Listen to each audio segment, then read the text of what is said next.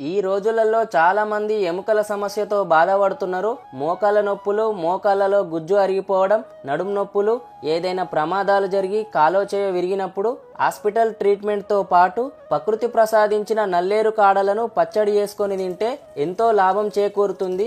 నల్లేరు పచ్చడి పల్లెటూళ్లలో చాలా మందికి తెలుసు, కానీ ఇప్పుడు ఎవరు తినట్లేదు.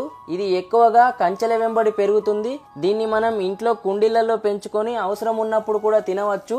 ముచ్చటేందంటే నల్లేరు కాడల్ని పచ్చడి చేసేటప్పుడు కొన్ని జాగ్రత్తలు తీసుకొని చేయాలి. చేతులకి నూనె రాసుకొని నల్లేరు కాడల నార తీసి చిన్న ముక్కలు కట్ చేసి మంచిగా కడిగి నూనెలో వేయించాలి. వీటికి తోడుగా పల్లీలు, నువ్వులు, మినపప్పు, జీలకర్ర వేయించి కొంచెం చింతపండు కలిపి దంచుకొని చివరగా తాలింపు వేసుకొని తింటే మస్తు రుచి ఉంటది. రుచికి రుచి, ఆరోగ్యానికి ఆరోగ్యం, బొక్కలకు బలం, మోకాళ్ళ నొప్పులు మటుమాయం. మంచి పల్లెటూరి ఆరోగ్య చిట్కాల కోసం ఫాలో చేయండి. అలాగే దీని యొక్క